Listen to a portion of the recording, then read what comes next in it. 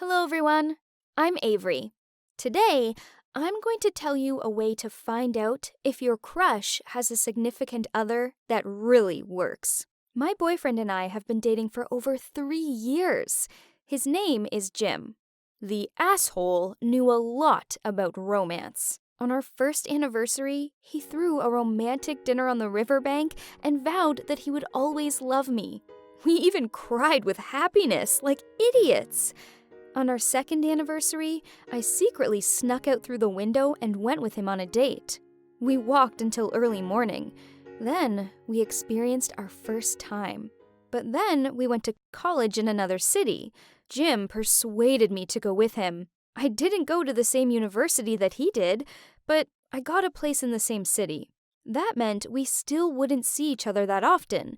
But Jim gave me a ring at prom, celebrating the 3rd anniversary of our relationship. He told me that everything would be fine. I thought we were the perfect couple. At first, we were always together. I often slept in his dorm room, and I even had my own set of keys. And then, Jim started spending more time with his new friends. He didn't always answer my calls and stopped giving me gifts as often, even though he used to shower me with flowers.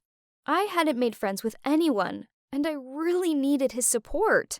I decided to talk with him openly. If he didn't love me anymore, I wanted to know. I wouldn't freak out. But he said, "What are you talking about, sweetheart? I still love you. It's just that my classes have been tough, blah, blah, blah." And I believed him. One day, I decided to set up a surprise for him. I messaged his neighbor and told him not to interrupt us until 2200. He's a smart guy.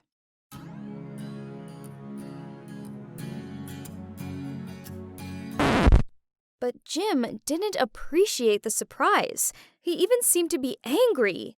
I wasn't expecting that kind of a reaction.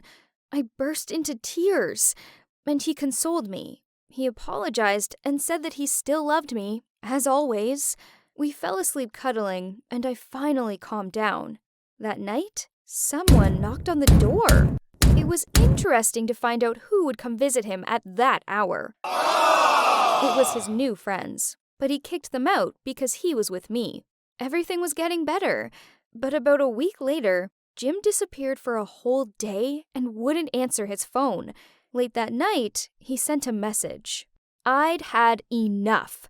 I had to know what was really going on with him and decided to install a camera in his room. But I'm not very tech savvy, so I had to bail on that idea. So I bought a tiny microphone. I made my way into his room when no one was there and left it on the shelf behind some books. I picked it back up the next day, on a Saturday. I told him that I needed to get something I had left in his room, and then at midnight, I listened to it. Music was playing, so I couldn't understand everything that was being said. But suddenly, Jim started talking about some chick named Macy, and that she didn't do something as well as last time. I dialed his number with trembling fingers when I realized that they were talking about soccer. The next week, we only met up one time. He was always kind on the phone, but I felt like he had started to treat me differently. They had a big dorm room party over the weekend, which I was not invited to, but I decided to show up anyway. I put on something cute, did my makeup, and while there was no one in his room, I went into the closet. It was about 8 p.m. I decided to wait for Jim to come back, and if necessary, give him a farewell surprise. Hiding in the closet is fun when you're 5 and playing hide and seek. Sitting there for a few hours when you're 18 is incredibly boring. I started watching Netflix, TikTok videos, anything to kill some time. My body was numb, my hair was messed up, my makeup was smeared, and I was incredibly thirsty. I didn't take water with me on purpose. I didn't know how long I would have to be in there, and running to the bathroom was not part of the plan. I was about to fall asleep when at 2 a.m. I heard movement at the door. Jim was not alone. There was a girl with him, and she was acting very loud. I wanted to burst out of the closet immediately and let them have it. but I decided to watch it play out to the end. I didn't believe that he would do it with her. The girl was all over him. She asked him to dance. She was making dumb jokes and whinnying like a horse. And then they started kissing. I was numb. I couldn't bring myself to leave the closet. Just a couple more minutes, and it was all going to happen. I came out at the very moment when there was no longer any doubt about his betrayal. It was so disgusting that I didn't even say anything to him and ran away. And on the stairs, I fell and really hurt my arm. It turned out that I had broken it. The next morning, Jim came over and begged me to forgive him. He told me that he had had too much to drink and didn't know what he was doing. I told him no, but he still messages me every day, likes my photos, sends flowers. If I was sure that that time was the only one, I would probably give us another chance. But what if he cheated on me other days when I wasn't hiding in that closet? What do you think I should do? Forgive him or send him on his way? I still love him, and it hurts. Hi, my name is Claire, and I dated my professor. It sounds like I'm in a Professor Lovers Anonymous group, but I really do need help. Have you ever heard of a story like this ending well? Listen to mine, and don't judge me. Almost every girl at the university had a crush on him. It was the second class, and we were waiting for our new philosophy professor. My first thought was that he should be in movies. After all, you can only get a body like that at the gym, not by sitting in the library. His face and that masculine gaze, God, he looked unbelievably amazing. Not surprisingly, there were always tons of girls at his lectures. I knew it was stupid to fantasize about my hot professor, until suddenly he smiled at me during a lecture. This started to happen every class. I came to lecture and would wait for Mr. Hendricks to look at me. I would worry and get nervous if I couldn't catch his eye for a while. But when he finally looked at me, everything inside me froze. It was totally harmless, until he asked me out on a date. One day, after a lecture, he called me over and asked if I would like to get coffee with him. Wow, the hottest teacher on campus was coming on to me. That meant I didn't have to worry about my philosophy grade. Plus, I'm an adult. What's wrong with just having coffee with the professor after class? I thought. When David and I met up, he told me to call him by his first name. He completely took over my thoughts. He was 32 at the time, 12 years older than me. At the end of the date, I was just floating with happiness. We moved towards each other slowly. He spoke more and more quietly. I was expecting him to kiss me. But no! I was so embarrassed. It only got better from there. David texted me and invited me over to his place. I agreed. It was very exciting to go to his house, but I wondered how far he was willing to go. I stood in front of his house and wondered what might happen next. The feeling overtook me. The girls get what I mean. When David opened the door, the way he looked at me gave me goosebumps. Even then, I knew that I would do anything he asked me to. After dinner, we went into the living room, and David put an old record on. I really hoped he wouldn't ask me to dance, but instead, he kissed me.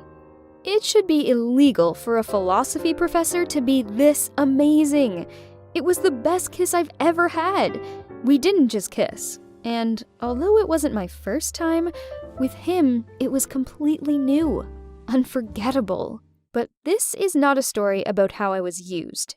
No, the drama happened later. We started dating secretly. I would come over to his house or we would get a hotel room. We even went on vacation several times together. It went on for 3 years. Hiding our relationship from everyone all the time wasn't easy. Going to all your friends' parties without a boyfriend, listening to sympathetic speeches about getting lucky and meeting someone soon, not to mention all the girls that would look at David not knowing he was mine. I did introduce my new boyfriend to my mother on our 3rd anniversary, and she really liked him. As I thought about the last 3 years, I imagined what dress I would wear on our wedding day. After all, once I graduated from college, we could get married and stop hiding. But then I discovered what a scumbag David is. I wasn't the only one planning my wedding with him. One day, I dropped by David's office after class and saw him talking sweetly with one of my classmates. She was obviously flirting with him, and I knew that girl was a slut. She has a new boyfriend every month. That evening, I talked to David about it, and he told me that I was imagining things and there was nothing going on between them. But later, I found out that this girl was bragging to everyone about her relationship with the philosophy professor. I was fuming. What right did she have to claim my boyfriend as her own? I decided to put the bitch in her place and told her that I had been dating him for 3 years and she had better stay away. Do you know what she told me? She told me to chill because he is her boyfriend and they have been together for several months. And that just yesterday, he was shouting her name and God's after what she did for him in his car. I had never felt so humiliated. I was crushed. I needed to hear the truth from David.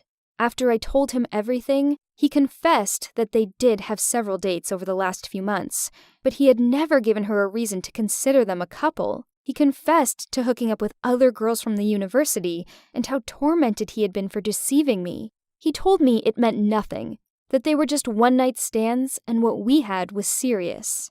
Did he really think that explanation would pacify me? I yelled at him and hit him. When I calmed down, he explained that he couldn't help himself. Many girls wanted him and flirted with him every day, and sometimes it was hard for him to turn them down. It was all just physical, but his feelings for me were real. He begged me to forgive him and promised that it would never happen again. I am still working through our breakup, but I keep in touch with him. I graduated and moved to another city, and David still teaches at the university. He often texts me, begging for another chance, but I'm afraid to trust him again. Do you think a person can really change? Well, that was my story. If you have had a similar experience, write it in the comments. My advice to you is, don't date your professors. It will end badly.